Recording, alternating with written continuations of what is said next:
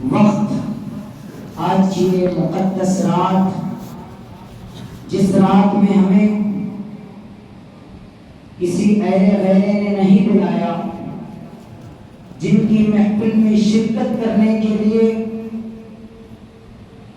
کسی prime minister نے، کسی ایم ایل اے نے، کسی اپنا نے بھی نہیں بلایا، بلکہ حقیقتاً دیکھا جائے تو اللہ جن کی طرف نسبت کر کے اس محفل کو سجایا گیا ہے، انہوں نے ہمیں بلایا ہے۔ میں ایک بات آپ کو یہاں پہ بتاتا چلوں کہ محفل چھوٹی ہی کیوں نہ ہو، آج بہت سارے لوگ کہتے ہیں کہ اگر محفل میں زیادہ کثیر تعداد میں اگر عوام ہوگی تو محفل کامیاب ہے، محفل زبردست ہوئی۔ اگر زیادہ تعداد میں لوگ رہے تو لوگ محفل کے ختم ہونے کے بعد کیا کہیں گے کہ بڑی اچھی محفل تھی، بڑے تعداد میں، ہزاروں میں، لاکھوں میں لوگ شرکت کیے تھے، بڑی کامیاب محفل ہوئی۔ لیکن اللہ میری جہاں تک سوچ ہے، میں آپ کو ایک بات یہاں پہ بتاتا چلوں، آؤ دیکھو ذرا غور کرو ہماری محفلوں میں اور غیر جو دوسرے فرقے والے ہیں ان کی محفلوں میں کتنا آسمان اور زمین کا فرق ہے۔ وہ فرق میں آپ کو بتاتا چلوں، آپ نے کئی دفعہ دیکھا ہوگا غیر فرقے والے وہ بھی محفل کو سجاتے ہیں، ہم بھی محفل کو سجاتے ہیں، وہ ہمارے سے بھی زیادہ بڑے پیمانے کو، بڑے شامیانے لگا کر، اچھا کھانے کا اہتمام، انتظامات کرا کر، لوگوں کو آنے جانے کا، گاڑیوں کا انتظام، طرح طرح کے سہولیات کا فراہم کر کے بڑے بڑے مجالس کو، بڑے بڑے محافل کو، بڑے بڑے جلوس کو منعقد کرتے ہیں۔ لیکن اللہ آپ مجھے بتاؤ، کیا ان کی محفلوں میں نورانیت ہوتی ہے؟ کیا ان کی محفلوں میں روحانیت ہوتی ہے؟ کیا ان کی محفلیں اچھی نظر آتی ہیں؟ واللہ عالم۔ کہنے کے بعد آپ کا جواب یہی ہوگا، اے عمران رضا سن لے، ان کے محفلوں میں زیادہ لوگ کیوں نہ ہو، اچھا اہتمام کیوں نہ ہو، بڑے بڑے گاڑیوں کا انتظام وہ کیوں نہ کرائے، لیکن اللہ جب اہل سنت الجماعت کے لوگ چھوٹی سی محفل کو کیوں نہ سجائے، کم لوگ کیوں نہ ہو، زیادہ لوگ نہ ہو، لیکن پھر بھی ان کی محفلوں میں نورانیت ہوتی ہے، ان کی محفلوں میں روحانیت ہوتی ہے، ان کی محفلوں میں طاقت ہوتی ہے، کامیابی کی محفل ہوتی ہے۔ وہ کیسے؟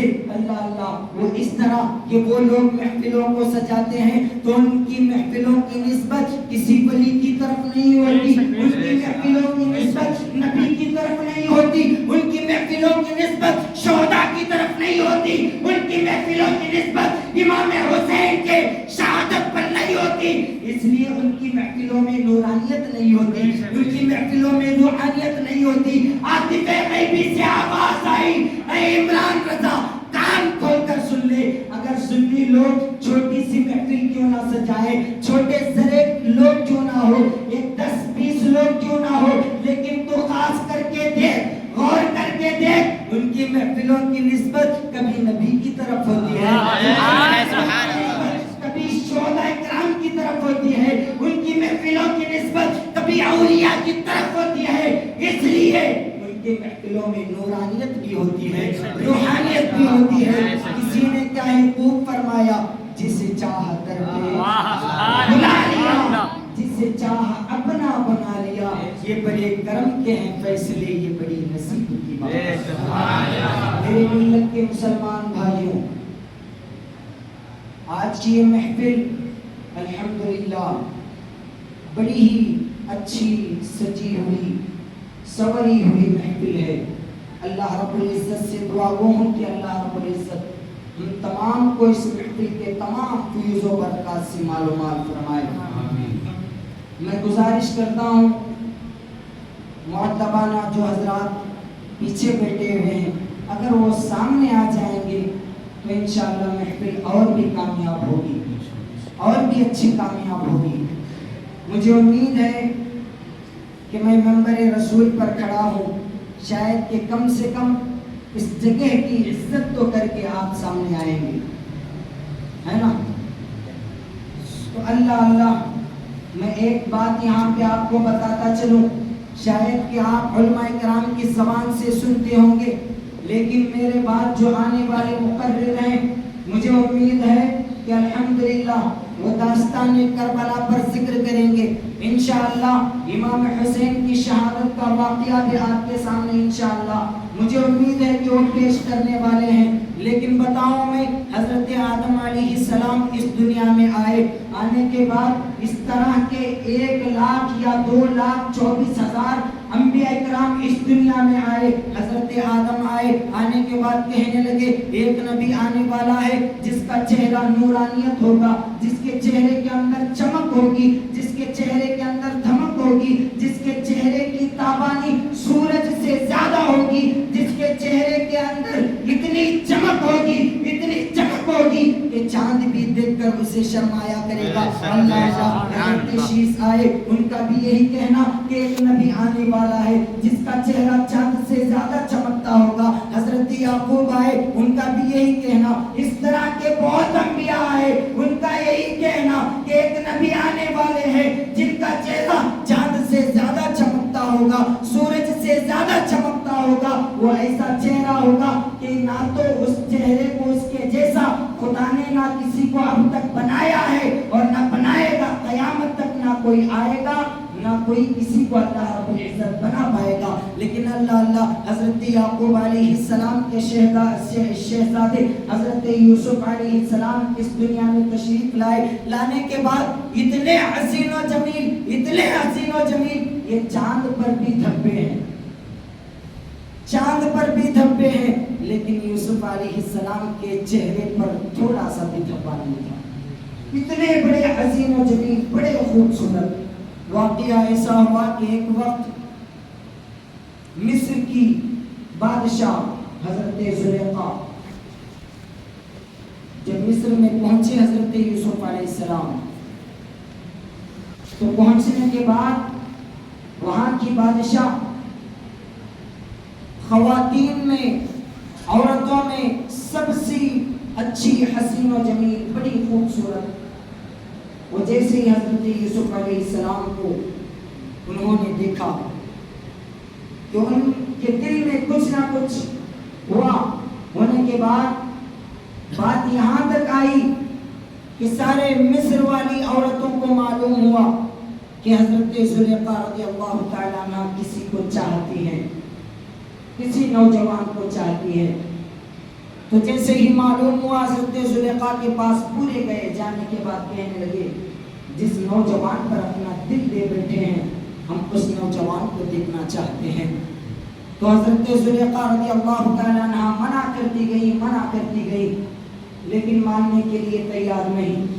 تو اللہ حضرت زلیخا رضی اللہ تعالیٰ عنہ نے فرمایا کہ اگر تم دیکھنا چاہتے ہو تو ایک شرط ہے، وہ شرط یہ ہے کہ جیسے ہی یوسف وہ نوجوان تمہارے نگاہوں کے سامنے آئے گا، تم اپنے ایک ہاتھ میں نیمو کو رکھ لینا، دوسرے ہاتھ میں ایک چھری کو رکھ لینا، چاقو کو رکھ لینا۔ جیسی وہ جوان آئے گا تم اس کو دیکھتے جانا، چھری سے نیمو کو کاٹتے جانا، دیکھتے جانا، چھری سے نیمو کو کاٹتے جانا۔ حضرت زلیخا رضی اللہ تعالیٰ عنہ کے شرط پر سارے منظور ہوئے۔ منظور ہونے کے بعد ساری عورتیں کھڑی ہیں، اپنے ایک ہاتھ میں نیمو کو پکڑ لیا، دوسرے ہاتھ میں چھری کو پکڑ لیا۔ اب حضرت یوسف علیہ السلام گزر رہے سامنے سے، ساری عورتیں یوسف علیہ السلام کے خوبصورت چہرے کو دیکھ رہی ہیں، اور ادھر اپنے ایک ہاتھ میں چھری کو پکڑا ہے، دوسرے ہاتھ میں نیمو کو پکڑا ہے۔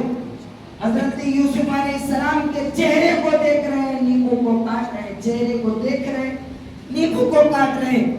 حتی الامکان ایسا واقعہ ہوا کہ وہاں کی مصری کی عورتیں حضرت یوسف علیہ السلام کو دیکھتے رہیں، نیمو کو کاٹتی گئی، دیکھتی گئی، نیمو کو کاٹتے گئی۔ اللہ ان عورتوں نے جیسے ہی نیمو کو کاٹنا شروع کر دیا، وہ ہوش میں کھو گئی۔ حضرت یوسف علیہ السلام کی خوبصورتی کو دیکھ کر اپنے ہوش کو کھو بیٹھی۔ نیمبو کو کاٹنے کے بجائے انہوں نے اپنی انگلیوں کو بھی ساتھ میں کاٹ لیا. لیکن اللہ اس وقت حضرت یوسف علیہ السلام کا جواب کیا تھا؟ میں اصلی مدعے پر آ رہا ہوں. اس وقت جواب کیا تھا؟ حضرت یوسف علیہ السلام نے فرمایا کہ اے لوگوں، آج تم میرے خوبصورتی کو دیکھ کر، آج تم میرے اس نور کو دیکھ کر، میرے حسن کو دیکھ کر آج انگلیاں کٹائی جا رہی ہیں، لیکن ایک وقت ضرور آئے گا، ایک وقت ضرور آئے گا، ایک رسول آئے گا، ایک نبی آئے گا جس کے چہرے کو دیکھ کر لوگ انگلیاں نہیں، جس کے دین کو بچانے کے لیے لوگ انگلیاں نہیں بلکہ اپنے گردنوں کو کٹائیں گے. وقت آ ہی گیا. کربلا کا واقعہ ایسا گزرا کہ یوسف علیہ السلام یہ جانتے تھے کہ جب آخری نبی میرے آقا محبوب کریم جناب احمد مجتبی محمد مصطفیٰ صلی اللہ علیہ وسلم جب آخری نبی آئیں گے تو ان کے دین کو بچانے کے لیے کربلا کی میدان میں امام علی اصغر اپنے بچپن کی قربانی پیش کریں گے. امام علی اکبر اپنی جوانی کو قربان کریں گے. امام قاسم اپنے کم نوائی کو قربان کریں گے. حضرت یوسف علیہ السلام یہ جانتے تھے کہ آخری نبی جو آئے گا ان کے دین پر لوگ انگلیاں نہیں بلکہ گردنوں کو کٹائیں گے. وہ وقت آ ہی گیا کہ کربلا کی میدان میں امام قاسم نے اپنی جوانی کو قربان کر دی. امام علی اصغر نے اپنے جو ہے بچپن کو قربان کر دیا. امام علی اکبر نے اپنے کم نوائی کو قربان کیا. حضرت علی عباس نے اپنے بازوؤں کو بتا دیا، اپنی قربانی پیش کی. حضرت امام حسین نے اپنے نانا کے وعدے پر، اپنے نانا کے دین کو بچانے کے لیے اپنی جان کو قربان کیا اور لوگوں کو بتایا. 72 لوگوں نے خدا کی راہ میں نبی کے دین کو بچانے کے لیے قربانی پیش کر کے کربلا کے میدان سے یہ آواز دے رہے تھے، مرد حق ہے، باطل کے آگے ماں تھکا سکتے نہیں، سر کٹا سکتے ہیں لیکن سر جھکا سکتے ہیں. میرے ملت کے مسلمان بھائی، آج کون سا دن گزرا؟ عاشورہ کا دن. چلو رات ہوئی تقریباً شاید 12 بجے 10 بجے. آپ کو یاد تو ہے کم سے کم آج یوم عاشورہ تھا، لیکن بہت سے کم ظرف لوگ ایسے ہوں گے جن کو ایسا وقت اور ایسا دن نصیب نہیں ہوتا، بالکل نصیب نہیں ہوتا. بس میں اپنے گفتگو کو ختم کرنے والا ہوں. عاشورہ کا دن بڑا مقدس دن گزرا ہے. اس کی رات، اس کی بھی بڑی فضیلت ہے، دن کی بھی بڑی فضیلت ہے. شاید کہ وہ وقت گزر ہی گیا. عاشورے کا وقت مغرب کے بعد اسلام کا وقت گزر جاتا ہے، سورج ڈوبنے کے بعد دوسرا دن شروع ہوتا ہے.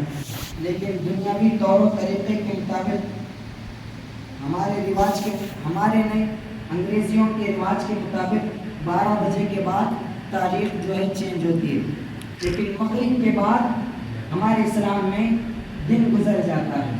عاشورہ کا دن شاید کہ آپ نے اس میں عبادتیں کی ہوں گی. اس کی کتنی بڑی فضیلت